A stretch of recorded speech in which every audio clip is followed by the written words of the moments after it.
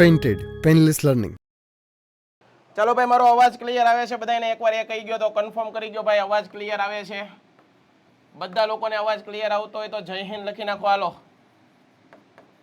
આપણે ચેપ્ટર ભણતા હતા આર્થિક વિકાસ. ચાલો ઝડપથી મને કહી ગયો ભાઈ, અવાજ આવે છે ભાઈ? શું કે છે છોકરાઓ? ઓકે, અવાજ તો ક્લિયર આવે છે. ચાલો હવે અહીંયા ધ્યાન આપો, થોડુંક ભણી લઈએ બધાનું ધ્યાન અહીંયા. ચાલો લેક્ચરની શરૂઆત કરીએ છીએ. કાલે બેટા આપણે વાત કરી હતી, બધાનું ધ્યાન અહીંયા હોવું જોઈએ. હવે કાલે કેટલા મુદ્દાઓ ભણ્યા હતા, બરાબર છે? સૌ પ્રથમ તો આપણે આ ચેપ્ટરની શરૂઆત કરી ત્યારે મેં વાત કરી હતી કે કોઈ દેશ આર્થિક વિકાસ કરી રહ્યો છે તો એ આર્થિક વિકાસ કરી રહ્યો છે એ તમને ખબર કેમ પડે? તો એ બાબતે મેં તમને થોડીક ચર્ચાઓ કરાવેલી. સાહેબ એ ચર્ચાઓ કઈ કરાવી હતી એ તમને કહેશો?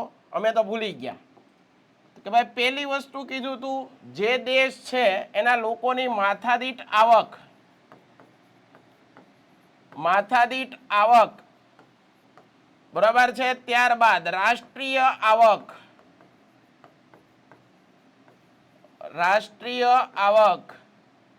એના પછી પાયાની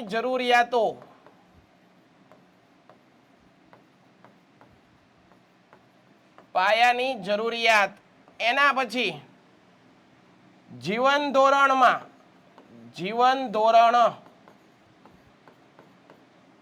હવે જુઓ, જે દેશ વિકાસ કરી રહ્યો છે અથવા જે દેશનો આર્થિક વિકાસ થઈ રહ્યો છે એ લોકોની માથાદીઠ આવક કેવી છે ભાઈ?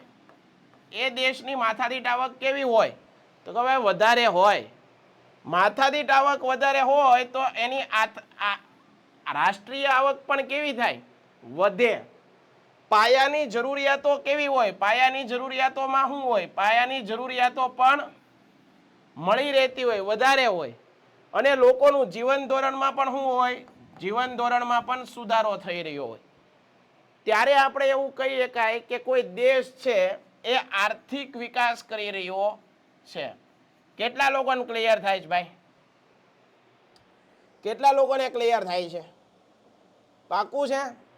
એના પછી બીજી વસ્તુ મેં કીધી હતી સાહેબ, તમને બધાને જ સમજાવી હતી કે ભાઈ માથાદીઠ આવક એટલે શું સાહેબ? કોઈ દેશની માથાદીઠ આવક,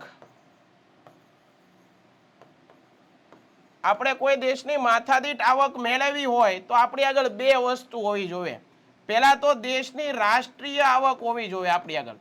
દેશની રાષ્ટ્રીય આવક શું છે એ આપણને ખબર હોવી જોઈએ. અને એના પછી બીજી વસ્તુ આપણને શું ખબર હોવી જોઈએ? દેશની વસ્તી.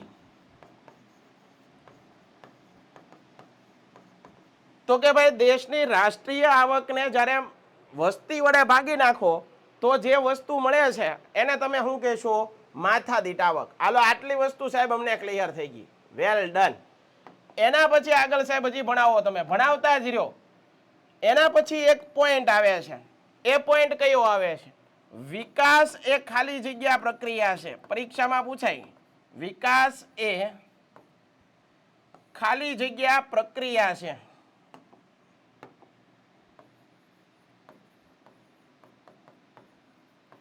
વિકાસ એ ખાલી જગ્યા પ્રક્રિયા છે. જવાબ લખો તો બધા, આ ભણાવી દીધેલું છે. અને વૃદ્ધિ એ ખાલી જગ્યા પ્રક્રિયા છે. હરખું ધ્યાન રાખ્યું હોય છે તો સાહેબે આ ભણાવ્યું છે.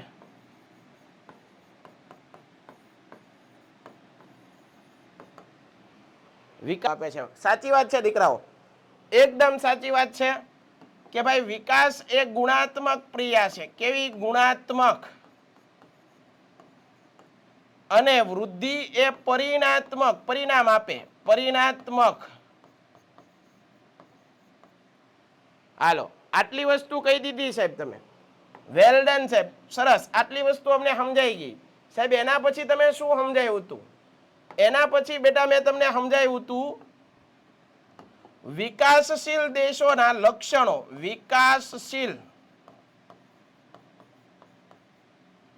દેશો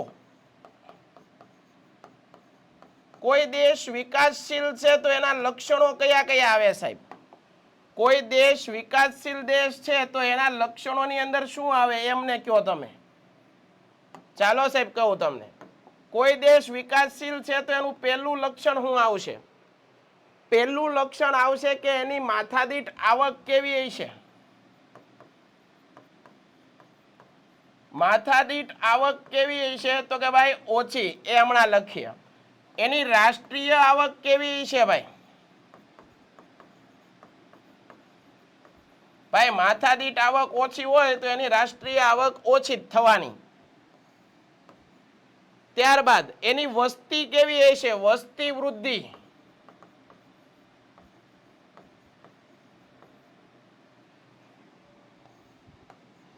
ત્યારબાદ મોટા ભાગની વસ્તી કયા વ્યવસાય સાથે?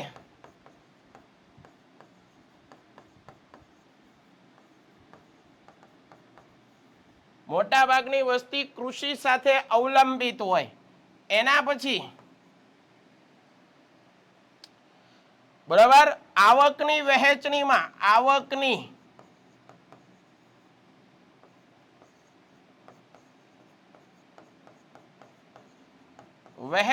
શું જોવા મળે? અસમાનતા. ગામડા અને શહેરમાં સરકાર પૈસા વહેંચણી કેવી કરે? અસમાન. ક્યાં? આપણા જેવા વિકાસશીલ દેશોમાં. વિકસિત દેશોમાં હરખી હોય. આવકની વહેંચણીમાં અસમાનતા. પછી બેરોજગારીનું પ્રમાણ. પેન્ટેડ એપ્લિકેશન ધોરણ 6 થી 12ના વિદ્યાર્થીઓ માટે અપડેટ થઈ ચૂકી છે. આ એપ્લિકેશનમાં શું છે? બધા જ વિષયના વિડીયોઝ છે. ગુજરાતની બેસ્ટ ફેકલ્ટી દ્વારા લાઈવ લેક્ચર્સ છે. આઈએમપી પ્રશ્ન છે, ટેસ્ટ સિરીઝ છે અને ગુજરાતના તમામ વિદ્યાર્થીઓ સાથે તમે તમારી કમ્પેરિઝન કરી શકો છો. ગેમિફિકેશન છે અને બીજું ઘણું બધું. તો તમે એપ્લિકેશન ડાઉનલોડ ન કરી હોય તો ડિસ્ક્રિપ્શનમાં લિંક આપી છે. હમણાં જ પ્લે સ્ટોર ઉપર જાઓ અને એપ્લિકેશન ડાઉનલોડ કરો. ઘરે બેઠીને સરસ મજાનું ગુજરાતની જોરદાર ફેકલ્ટી સાથે ભણો, સારા માર્ક્સે પાસ થાઓ. કેવું ભાઈ? બેરોજગારી વધારે. બરાબર, બેરોજગારી વધારે તો ગરીબી શું થાય? ગરીબીનું પ્રમાણ વધારે. અને ત્રીજું શું છે? અર્થતંત્ર ખરું, પણ કેવા પ્રકારનું? દ્વિમુખી. કેવા મુખી? દ્વિમુખી. હવે અહીંયા ધ્યાન આપો, જુઓ હવે જામે. વિકાસશીલ દેશોમાં માથાદીઠ આવક કેવી હોય? તો કે ભાઈ ઓછી હોય. તો રાષ્ટ્રીય આવક પણ કેવી? ઓછી. વસ્તી વૃદ્ધિ સાહેબ કેવી? તો કે ભાઈ વધારે. મોટા ભાગની વસ્તી કૃષિ પર અવલંબિત. કૃષિ ઉપર અવલંબિત.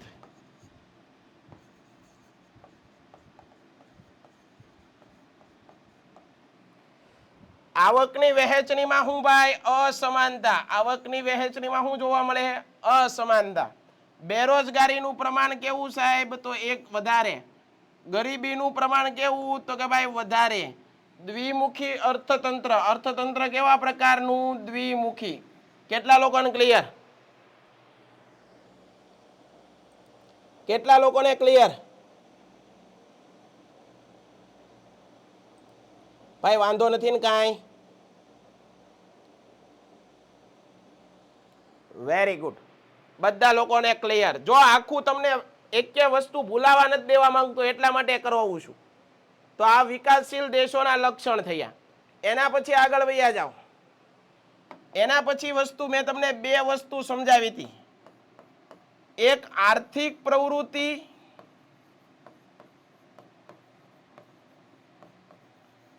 અને એક છે બિન આર્થિક પ્રવૃત્તિ. બેટા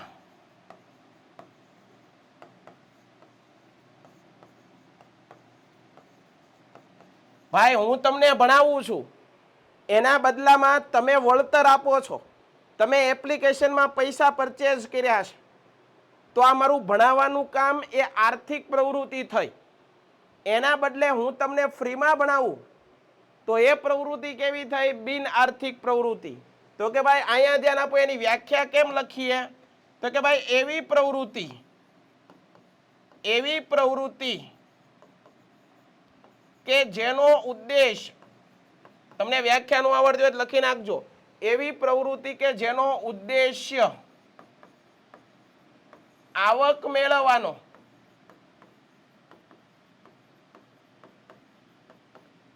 મેળવવાનો કે ખર્ચ કરવાનો હોય,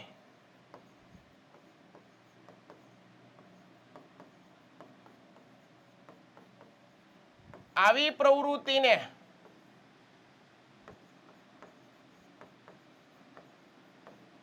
આર્થિક પ્રવૃત્તિ કહેવાય સાહેબ.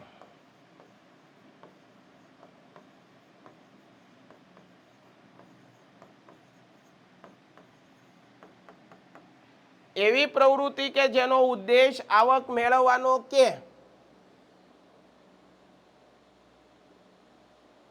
ભાઈ વિકસિત દેશોના લક્ષણો ક્યાં ઓપોઝિટ કરી નાખવાનું. વિકાસશીલ દેશોના લક્ષણો છે એની ઓપોઝિટ કરો એટલે વિકસિત દેશોના.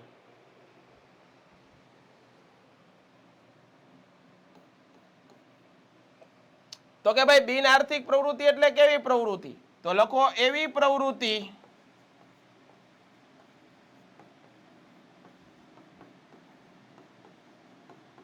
કે જેનો ઉદ્દેશ્ય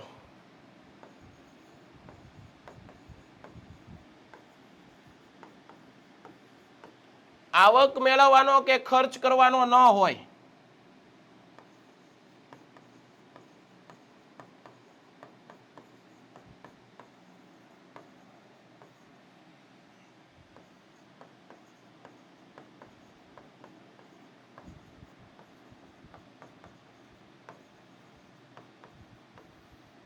આવી પ્રવૃત્તિને બિન આર્થિક પ્રવૃત્તિ કહેવાય.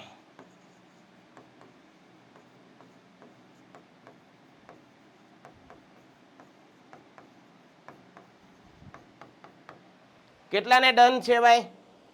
ક્લિયર છો બધા? આમાં રજાની વાતો થાય જુઓ ભાઈ, આમાં રજાઓની વાતો થવા માંડી. આમાં પછી ક્યાંથી યાદ રહે? થેન્ક યુ ભાઈ બ્રિજરાજભાઈ. જો ભાઈ આ મોસ્ટ આઈએમપી છે, આ મોસ્ટ આઈએમપી વ્યાખ્યા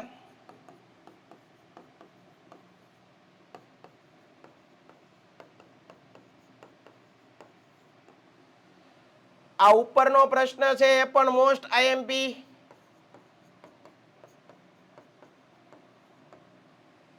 આ બે મુદ્દા, આ બે ખાલી જગ્યા પણ મોસ્ટ આઈએમપી.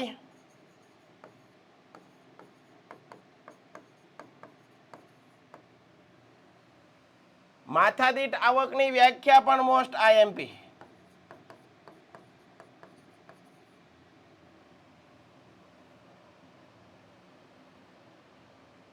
ચાલો આટલું ક્લિયર બધાયને? બધાયને હાલો આગળ વધીએ. એના પછીનું નેક્સ્ટ, પછી મેં શું ભણાવ્યું હતું તમને? ભારતીય અર્થકરણના પ્રકાર ભણાવ્યા હતા.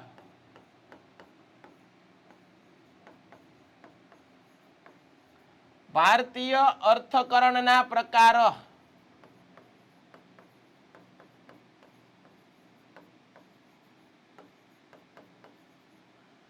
તો કે ભાઈ ભારતીય અર્થકરણના 3 પ્રકાર છે બેટા, યાદ રાખજો બધા.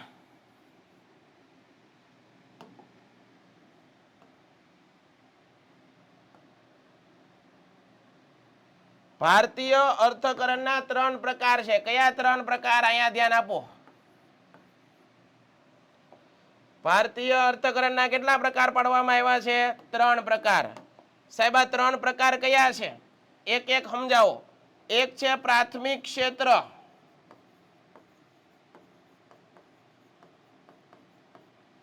એક છે માધ્યમિક ક્ષેત્ર,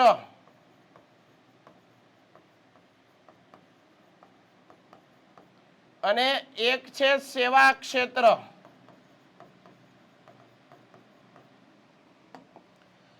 સાહેબ આ સમજાવો અમને હાલો. પ્રાથમિક ક્ષેત્ર, એક છે માધ્યમિક ક્ષેત્ર, એક છે સેવા ક્ષેત્ર. સાહેબ આ 3 પ્રકાર છે. તમે કીધું? હા મેં કીધું ભાઈ. એક છે પ્રાથમિક ક્ષેત્ર, એક છે માધ્યમિક અને એક છે સેવા ક્ષેત્ર.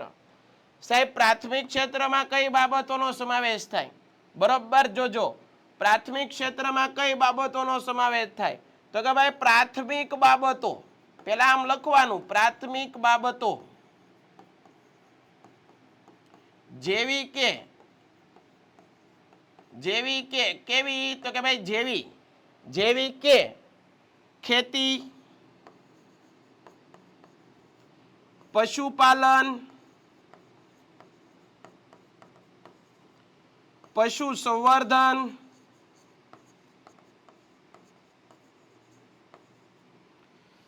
કાચી ધાતુ, ખનિજો, આ બધા કયા આવે? કઈ બાબતમાં આવે? પ્રાથમિક બાબત. બરોબર છે, પ્રાથમિક બાબત. માધ્યમિક બાબતમાં તો કે ભાઈ નાના ને મોટા યંત્રો, નાના મોટા યંત્રો, બાંધકામ વગેરે. પેન્ટેડ એપ્લિકેશન ધોરણ 6 થી 12ના વિદ્યાર્થીઓ માટે અપડેટ થઈ ચૂકી છે. આ એપ્લિકેશનમાં શું છે? બધા જ વિષયના વિડીયોઝ છે. ગુજરાતની બેસ્ટ ફેકલ્ટી દ્વારા લાઈવ લેક્ચર્સ છે, આઈએમપી પ્રશ્ન છે, ટેસ્ટ સિરીઝ છે અને ગુજરાતના તમામ વિદ્યાર્થીઓ સાથે તમે તમારી કમ્પેરિઝન કરી શકો છો. ગેમિફિકેશન છે અને બીજું ઘણું બધું. તો તમે એપ્લિકેશન ડાઉનલોડ ન કરી હોય તો ડિસ્ક્રિપ્શનમાં લિંક આપી છે. હમણાં જ પ્લે સ્ટોર ઉપર જાઓ અને એપ્લિકેશન ડાઉનલોડ કરો. ઘરે બેઠીને સરસ મજાનું ગુજરાતની જોરદાર ફેકલ્ટી સાથે ભણો, સારા માર્ક્સે પાસ થાઓ. જ્યારે સેવા ક્ષેત્રની અંદર શિક્ષણ,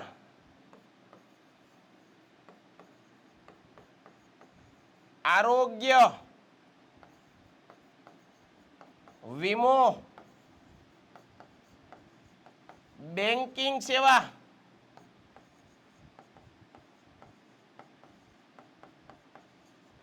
સંદેશા વ્યવહાર, પરિવહન, આ બધા કેમાં આવે? સાહેબ પશુ સંવર્ધન એટલે શું? કોણ પ્રશ્ન પૂછે છે? કીર્તિરાજસિંહ ભાઈ, પશુ સંવર્ધન એટલે માલઢોર રાખે, ખેડૂતો છે ખેતરની અંદર માલઢોર રાખે, પશુઓ પાળે, તો એની જાળવણી કરવી જોઈએ, એની દેખરેખ રાખવી જોઈએ. એને પણ ઠંડી હોય તો એને ઠંડીથી બચવા કંઈક વ્યવસ્થા કરવી પડે, ગરમી હોય તો એને પવન મળે એ માટે કંઈક કરવું પડે, એને પણ નવડાવવા પડે, એને પણ ખોરાક આપવો પડે. તો આને કહેવાય પશુ સંવર્ધન. જેમ બાળકને જાળવણી કરીએ ને, બાળકને એની માં કેમ હાંચવે, એવી રીતે પશુઓને પણ એના માલિકે હાંચવવો પડે. બરાબર? તો દૂધ ને એવું આપે.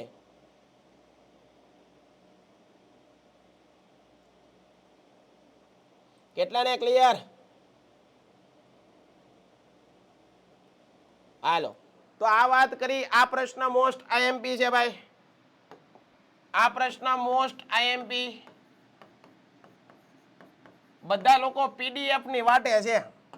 આ વખતે હું તમને સરપ્રાઈઝ આપવાનો, પીડીએફ આપવાનો જ નથી. તમે પૂરેપૂરા મારી ઉપર આત્મનિર્ભર છો, એવું ન ચાલે.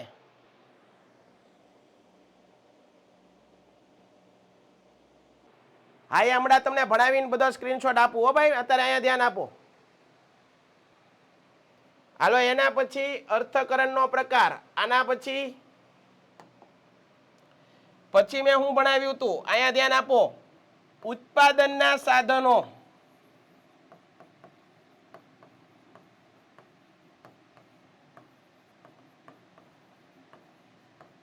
ઉત્પાદનના સાધનો વિશે વાત કરી હતી સાહેબ. ઉત્પાદનના કેટલા સાધનો? અહીંયા ધ્યાન આપજો બધા.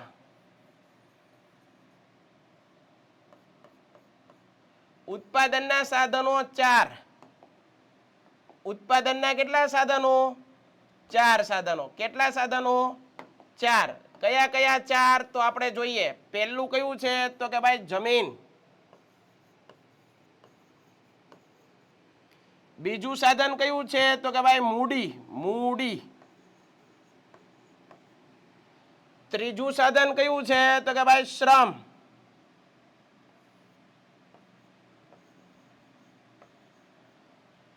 અને ચોથું સાધન કયું છે? તો કે ભાઈ નિયોજન. ઉત્પાદનના સાધનો કેટલા? 4. ઉત્પાદનના સાધનો કેટલા? 4. ચાલો આ ચારે ચાર સાધનોને વ્યવસ્થિત ભણીએ. ચારે ચાર સાધનોને વ્યવસ્થિત આપણે ભણીએ. ઉત્પાદનના સાધનો જમીન, મૂડી, શ્રમ, નિયોજન.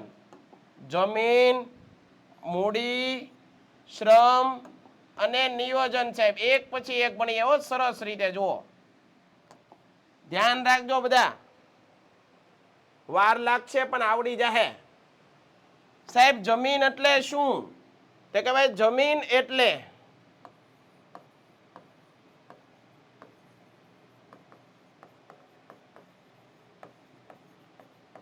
પૃથ્વીની સપાટી પરનો ઉપલો પોપડો.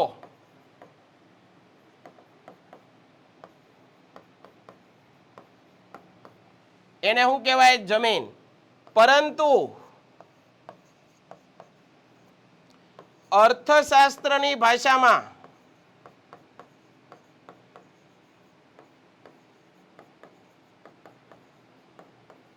જમીન એટલે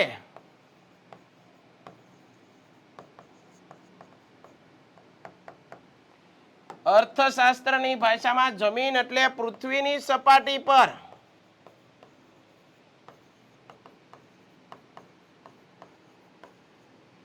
આવેલી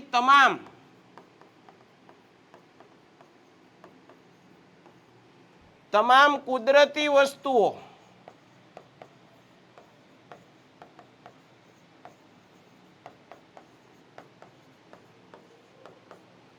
પૃથ્વીની સપાટી પર આવેલી તમામ કુદરતી વસ્તુઓ. સાહેબ જેવી કે કઈ કઈ વસ્તુઓ? અહીંયા ધ્યાન આપો.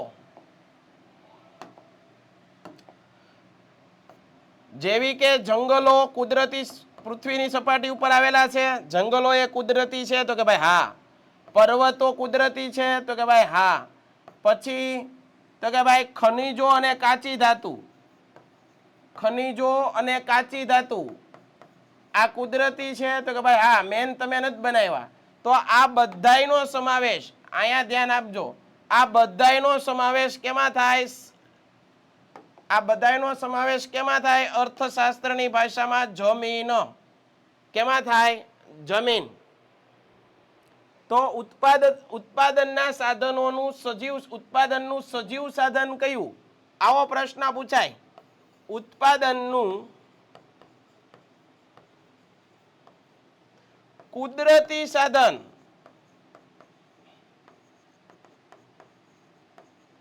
ખાલી જગ્યા છે. ઉત્પાદનનું કુદરતી સાધન ખાલી જગ્યા છે. જવાબ શું આવશે? હાલો કયો. ઉત્પાદનનું કુદરતી સાધન ખાલી જગ્યા છે.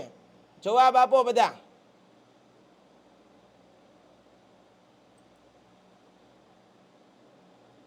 રોશનભાઈએ પેલો જવાબ આપ્યો જમીન. પછી બધા લોકો આપવા મળ્યા. ખુશી,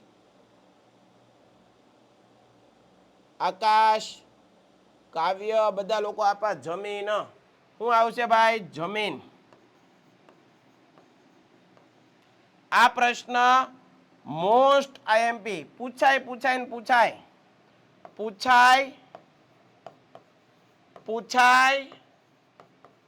અને પૂછાય. તમારે જોવાની છૂટ. આટલી બધી ગેરંટી કોણ આપે?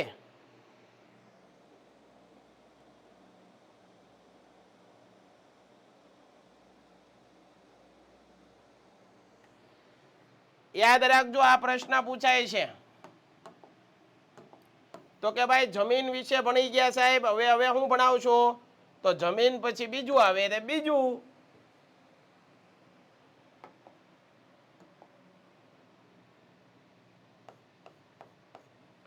જમીન પૂરું. હાલો મૂડી. બધાયનું ધ્યાન અહીંયા. જમીન વિશે વાત કરી, હવે મૂડી વિશે.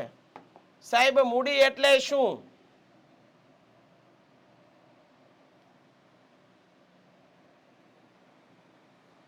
પેન્ટેડ એપ્લિકેશન ધોરણ 6 થી 12ના વિદ્યાર્થીઓ માટે અપડેટ થઈ ચૂકી છે. આ એપ્લિકેશનમાં શું છે? બધા જ વિષયના વિડીયોઝ છે. ગુજરાતની બેસ્ટ ફેકલ્ટી દ્વારા લાઈવ લેક્ચર્સ છે.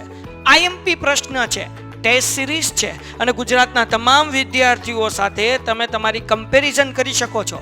ગેમિફિકેશન છે અને બીજું ઘણું બધું. તો તમે એપ્લિકેશન ડાઉનલોડ ન કરી હોય તો ડિસ્ક્રિપ્શનમાં લિંક આપી છે, હમણાં જ પ્લે સ્ટોર ઉપર જાઓ અને એપ્લિકેશન ડાઉનલોડ કરો. ઘરે બેઠીને સરસ મજાનું ગુજરાતની જોરદાર ફેકલ્ટી સાથે ભણો, સારા માર્ક્સે પાસ થાઓ. ચાલો મૂડી વિશે ભણીએ છીએ આપણે. આ પ્રશ્ન ક્યાં છે જુઓ તમે, અહીંયા છે.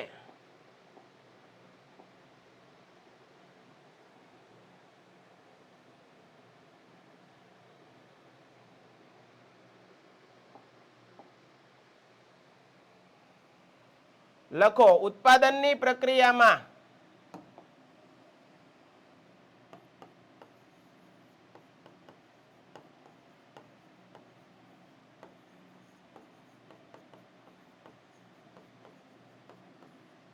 ઉપયોગમાં લેવામાં આવતા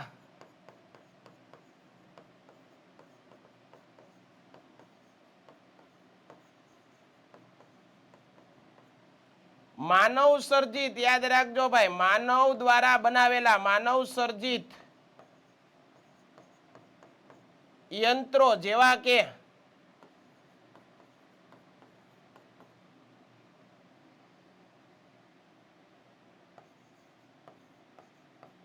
યંત્ર, મકાનો, ઓજારો વગેરેને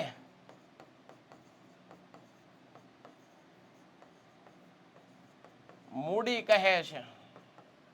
મેં તમને કાલ કીધું હતું કે ભાઈ ખેતી કરતો હોવ, બરોબર, દાખલા તરીકે મારા ખેતરની અંદર મારે કેળ વાવવી છે, કેળાનું વૃક્ષ વાવવા છે, તો એમાં કેળા લેવા માટે હું કેળા વાવું છું, બરોબર છે.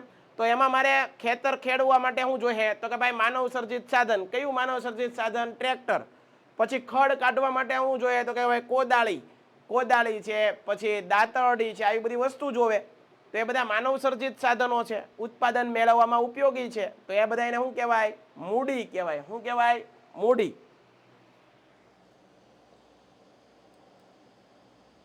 સર અમારે કાલે ટેસ્ટ છે, ચેપ્ટર 1, 2 ને 8 નો ટેસ્ટ, 25 માર્કનો ટેસ્ટ છે. ઓકે, ડન છે. ઝડપથી આગળ વહી આવો. હવે શ્રમ વિશે યાદ કરો. શ્રમ, અહીંયા ધ્યાન આપજો બધા. શ્રમ વિશે વાત કરીએ આપણે. શ્રમ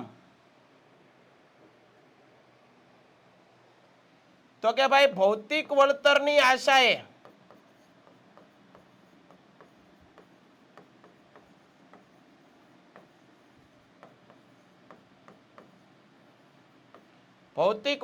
આશાએ કરવામાં આવેલું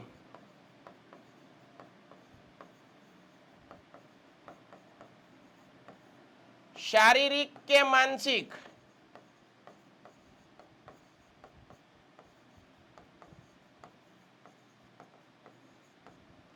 કાર્યને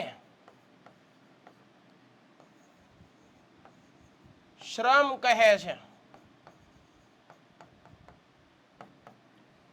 સાદી સિમ્પલ ભાષામાં સમજાવું ભાઈ, તમે બધાએ એપ્લિકેશન લીધી છે પેન્ટેડ, અમે તમારી આગળથી પૈસા લઈએ છીએ. હવે દાખલા તરીકે મને પૈસા જ ન મળતા હોય તો મારે કાંઈ, જો ભાઈ તમે પૈસા આપો છો તો સામે અમારે શારીરિક શ્રમ કરવું પડે, શરીર દ્વારા, પછી માનસિક રીતે, બરોબર. અમારે તમને ભણાવવા માટે બધી વસ્તુ તૈયાર કરવી પડે, તો શરીરમાં શક્તિ વપરાય, શારીરિક શ્રમ થયો, શક્તિ અથવા તો વપરાય, મહેનત કરવી પડે, યાદ રાખવું પડે. તો આ શારીરિક અને માનસિક જે શક્તિઓ કાર્ય કરું છું એને શું કહેવાય? શ્રમ. કેટલા લોકોને સમજાણું?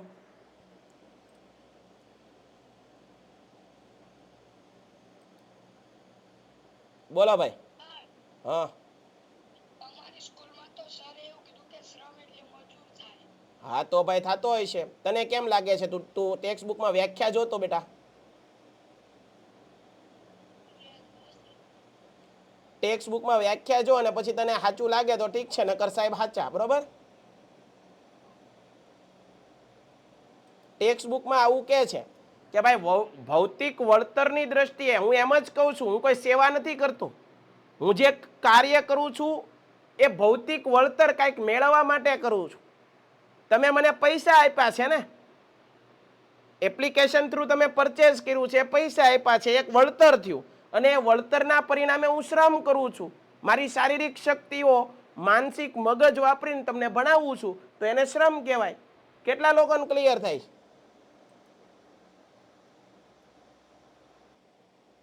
ચાલો આને એકવાર સ્ક્રીનશોટ પાડી લો બધા. હાલો હવે આ જેટલું ભણાવ્યું એનો સ્ક્રીનશોટ પાડવાનું કહું છું.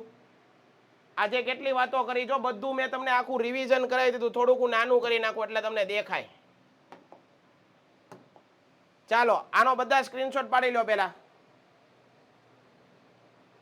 ઝડપથી પાડતા જાઓ, બધાએ પાડવાનો છે ફરજિયાત.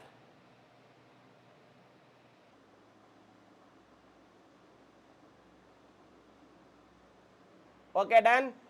તો આજ પૂરતું આટલું રાખીએ છીએ.